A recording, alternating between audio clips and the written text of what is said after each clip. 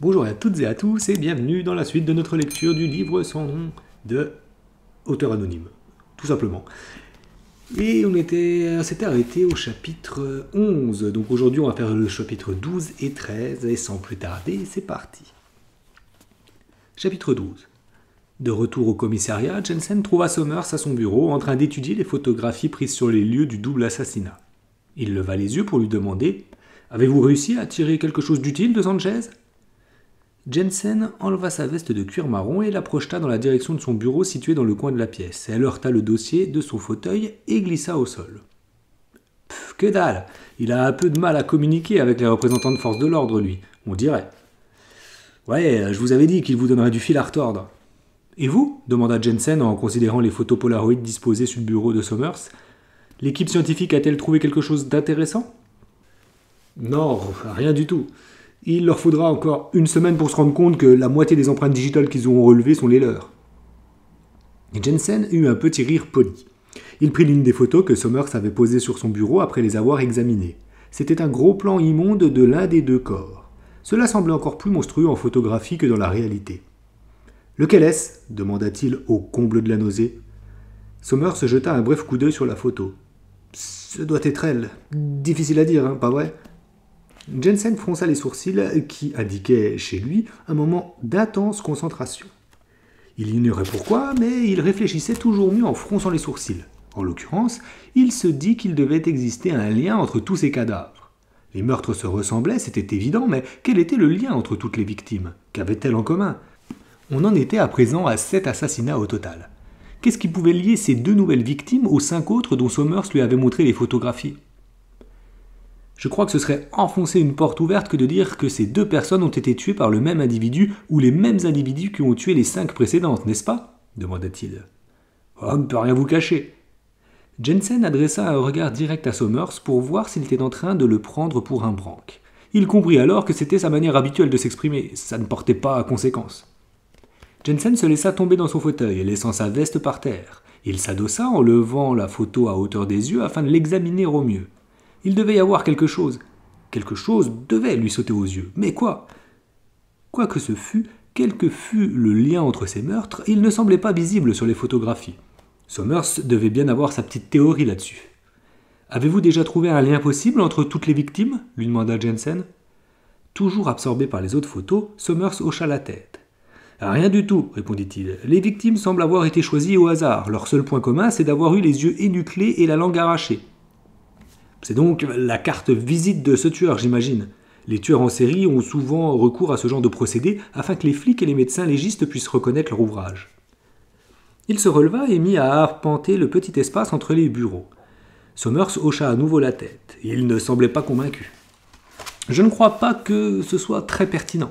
Il est évident que c'est le même type qui a commis tous ces meurtres. Il sait que nous savons que c'est lui, alors pourquoi s'embêterait-il à nous laisser des preuves supplémentaires ?» Sommers semblait se référer, une fois plus, au Bourbon Kid. « Ce n'est peut-être pas lui, » proposa Jensen dans l'espoir d'engager la discussion. « Oh, si, c'est bien lui, Jensen. C'est lui, pas de doute. Asseyez-vous un moment, s'il vous plaît. » Jensen ramassa sa veste et la posa sur le dossier de son fauteuil qu'il tira afin de s'asseoir face à Sommers, lui signifiant ainsi toute l'attention qu'il s'apprêtait à lui accorder. « Allez-y, dites-moi. » Sommers déposa les photos qu'il avait en main, posa les coudes sur la table et joignit les mains. Il paraissait fatigué, son collègue perçut un brin d'impatience dans ses gestes. « On avait convenu que je ne me moquerais pas de vos théories surnaturelles et paranormales, et nous avons également convenu que vous accepteriez ma théorie sur le Bourbon Kid en vous abstenant de la rejeter de but en blanc comme tout le monde en a l'habitude, pas vrai ?»« Exact. Écoutez, Jensen, il n'y aura pas de gros retournement de situation dans cette enquête. On ne va pas découvrir que c'est en fait l'ex-femme du Bourbon Kid qui a commis tous ces meurtres pour l'en accuser. Ce ne serait pas non plus le majordome, et Kevin Spacey ne fera pas irruption dans le commissariat, recouvert de sang, en criant « Inspecteur, inspecteur !» d'une voix suraiguë, et vous ne trouverez certainement pas la tête de votre épouse dans une boîte en carton au milieu du désert. C'est le Bourbon Kid qui a commis ces meurtres. Il s'interrompit pour inspirer et put réprimer un profond soupir. Alors, si vous voulez vraiment essayer de résoudre cette affaire, essayez donc de trouver un mobile et déduisez-en l'identité de la prochaine victime. Si vous découvrez quelque chose qui me prouvera que le Bourbon Kid vient de Mars, ou qu'il s'agit d'un fantôme et qu'il nous faut un exorciste pour l'arrêter, alors Pas de problème, c'est comme ça qu'on procédera. Mais comprenez bien cela, Jensen. Si vous recherchez un autre tueur que le Kid, vous perdez votre temps. Croyez-moi, concentrez-vous uniquement sur la recherche du Bourbon Kid ou de sa véritable identité, et c'est ainsi et pas autrement que nous trouverons notre tueur. Jensen avait senti l'impatience qui émanait de la voix de Somers. Il savait que son partenaire croyait dur comme fer à ce qu'il disait, et Jensen lui-même pensait qu'il avait probablement raison, mais qu'il aurait été idiot d'écarter la possibilité qu'il puisse s'agir d'un autre assassin. Pourtant, s'il voulait s'assurer l'aide de Somers sur cette enquête, il lui fallait abonder dans son sens. On est d'accord, Somers, ne vous méprenez pas. Je crois que vous avez raison, mais vous devez bien garder à l'esprit que je viens d'être affecté à cette affaire et que j'ai une vision totalement vierge de cette série de meurtres. Je peux peut-être remarquer quelque chose de très simple que vous auriez peut-être négligé, qui sait. Quoi qu'il en soit, je peux vous jurer que je prends toute cette enquête très au sérieux, tout autant que vous. Ok, dit Somers. Voici la liste des noms des victimes jusqu'à présent. Il tira son calepin de la poche de sa chemise, l'ouvrit, en sortit le petit crayon et se mit à griffonner sur une page vierge. « Je n'ai trouvé aucun lien entre toutes ces personnes, poursuivit-il. Que dalle! Essayez de voir si vous arrivez à trouver quelque chose avec votre vision vierge. » Son ton était très franchement sarcastique, et lorsqu'il arracha la page de son calepin pour la jeter sur le bureau de son collègue, son geste trahit son impatience. Jensen saisit le bout de papier et lut la liste des victimes. Sarah King, Ricardo Webb, Christa Faber, Roger Smith, Kevin Levert, Thomas Garcia, Audrey Garcia. Rien ne lui sauta aux yeux, mais cela n'avait rien d'étonnant. Ce qu'il lui fallait, c'était des informations sur ces personnes. Il lui fallait découvrir ce qu'elles avaient en commun, une occupation commune, une connaissance commune, un événement que tous avaient vécu. Le lien qui les unissait était nécessairement de cet ordre. Jensen avait un réel talent pour découvrir des liens peu évidents. Il finirait bien par trouver celui-ci. Il en était convaincu. La véritable question était de savoir de combien de temps il disposait avant que l'assassin ne choisisse une nouvelle victime, chose impossible à déterminer. « Alors, vous avez trouvé ?» plaisanta son aîné. « Pas encore, mais laissez-moi m'en occuper, Somers. Il me faudra un libre accès au dossier que nous avons sur ces personnes. Faites-moi confiance. S'il existe un lien entre toutes les victimes de notre tueur, je finirai bien par le trouver. » « Très bien, dit Somers. Je vous laisserai chercher ce lien, mais en retour, j'aimerais que vous fassiez quelque chose pour moi. » Jensen releva les yeux de la liste pour poser son regard sur Somers. « Bien sûr, tout ce que vous voulez, dites-moi. » Somers s'éclaircit la gorge et lui lança un regard dur, recherchant dans ses yeux ne serait-ce qu'un semblant de franchise. Convaincu que son jeune partenaire était réellement prêt à faire tout ce qu'il lui demanderait, il posa la question que Jensen avait redoutée depuis son arrivée à Santa Mondega. « Inspecteur, dites-moi un peu, après toutes ces années à faire semblant que Santa Mondega n'existait pas, pourquoi le gouvernement a-t-il soudain décidé d'envoyer ici un enquêteur spécialisé dans les phénomènes surnaturels ? Au cours des 100 dernières années, il y a eu plus d'assassinats ici que partout ailleurs dans le monde, et pourtant, jusqu'à ce jour, on nous a toujours laissé régler nos petits problèmes entre nous. Alors pourquoi maintenant ? Et pourquoi n'avoir envoyé qu'un seul homme ? Est-ce parce que les informations dont dispose le gouvernement sont si sensibles qu'elles ne peuvent être communiquées qu'à une seule personne ? Un peu mal à l'aise, Jensen changea de position sur son siège. Somers était manifestement un bien meilleur inspecteur qu'on le lui avait laissé entendre et qu'il ne s'était imaginé. « Allons, inspecteur Jensen, poursuivit Somers, je veux savoir ce que vous ne me dites pas. Le gouvernement vous a fait l'honneur de vous communiquer des informations particulièrement sensibles sur cette affaire. Cette affaire à laquelle je dédie ma vie depuis maintenant 5 ans. Qu'est-ce que vous savez ? Qu'est-ce que cette foutue affaire a à voir avec le surnaturel ?» Jensen leva les mains. « D'accord, Somers, je vais tout vous dire. Mais ce que je m'apprête à vous révéler ne devra sous aucun prétexte sortir de cette pièce. Entendu ? » Chapitre 13. Après une douche d'un bon quart d'heure, Marcus Lafouine s'attarda encore quelques minutes dans la salle de bain à se sécher et à se recouvrir entièrement du talc mis à disposition par l'hôtel. N'ayant pas d'affaires de rechange, il se contenta d'enfiler son pantalon de cuir noir un peu large qu'il portait depuis la veille. Le cuir puait la bière et le tabac froid, mais cela n'avait rien d'inhabituel pour Marcus. En boutonnant le pantalon, il entendit Casey refermer la porte derrière elle. Dans 15 minutes, il la retrouverait, sauf si elle ne tenait pas sa parole, mais il était persuadé qu'elle la tiendrait. Il passa dans la chambre et apprécia l'ouvrage de Casey. Le lit était impeccablement fait et l'atmosphère de la pièce semblait un peu plus fraîche. Marcus se demandait s'il avait le temps de courir s'acheter une chemise avant de retrouver Casey lorsqu'on frappa à nouveau à la porte. Peut-être avait-elle oublié quelque chose. « Tu peux entrer !» répondit-il en élevant la voix. Il y eut une pause, puis on frappa à nouveau. Très fort cette fois-ci. Marcus sentit un frisson glacé le parcourir. Et si c'était quelqu'un d'autre qui frappait à la porte, et pas Casey ? Un homme peut-être, Réfé même. Casey devait certainement avoir un pass pour pouvoir entrer dans toutes les chambres. Ou peut-être pas. Casey cria-t-il. C'est toi? Pas de réponse. Un nouveau frisson le parcourut, le faisant frémir fugacement. Et si c'était vraiment Réfé? Comment avait-il pu retrouver sa trace aussi vite? Et, le plus important, où est-ce que Marcus avait posé son pistolet avant de passer sous la douche? Une seconde, j'arrive, cria-t-il dans l'espoir de gagner un peu de temps. Devoir chercher à toute vitesse son pistolet dans la chambre le fit paniquer. L'arme n'était nulle part, aussi se précipita-t-il dans la salle de bain. Son regard parcourut l'ensemble de la pièce en une demi-seconde. Où était donc cette saloperie de flingue? Putain, il n'était pas non plus dans la salle de bain. Où est-ce qu'il lui avait pu le foutre? Il se retourna et se rua à nouveau dans la chambre, sous les oreillers. Il doit forcément être là. Il les souleva brusquement. Non, il n'était pas là non plus. Merde, merde, merde. Il devait alors répondre à la personne qui avait frappé à la porte. Pourquoi avait-il crié? S'il avait gardé le silence, le visiteur inattendu en aurait déduit que Marcus ne se trouvait pas dans sa chambre.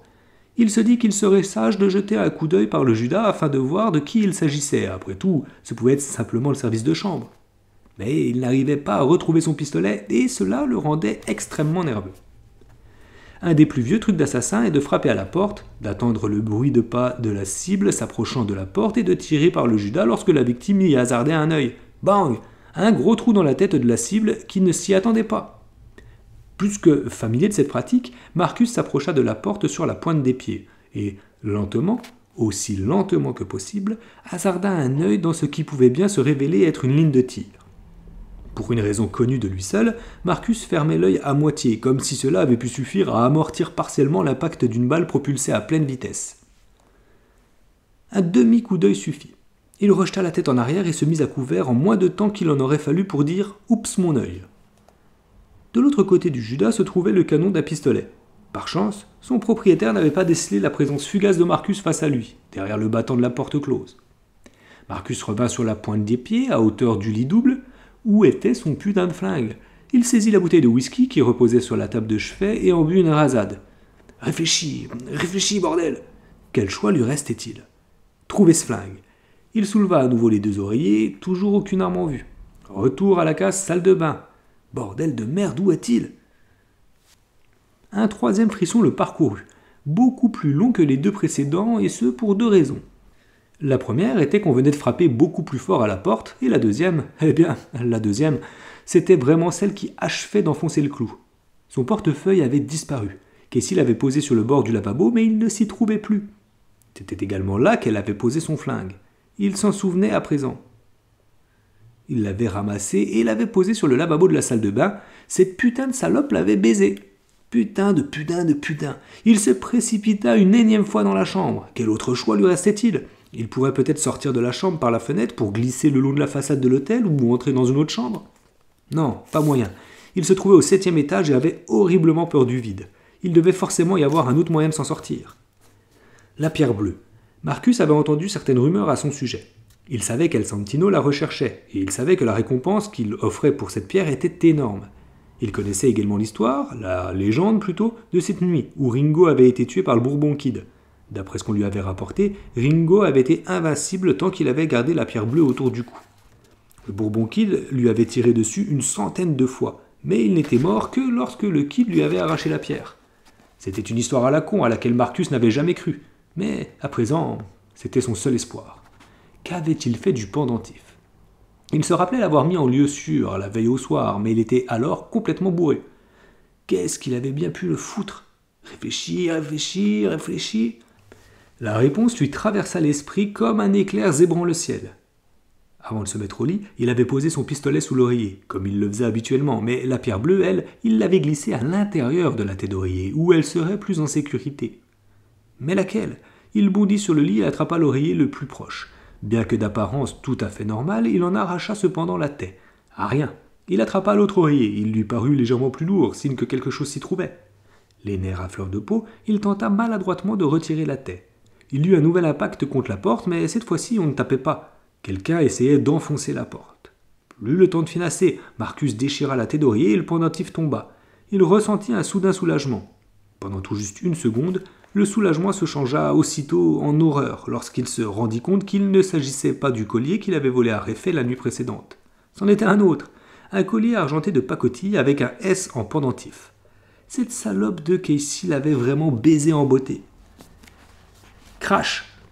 Marcus se retourna juste à temps pour voir la porte de la chambre exploser hors de ses gonds.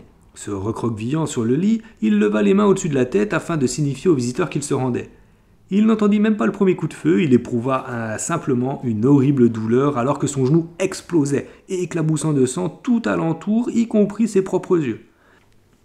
Il tomba du lit, se retrouva par terre, en train de hurler comme un bébé ébouillanté, et durant les 7 minutes qui suivirent, pria de tout son cœur que sa mort survienne. À la 8e minute, le vœu de Marcus Lafouine fut exaucé, après qu'il eut pu voir ce à quoi ressemblait la plus grande partie de l'intérieur de son abdomen.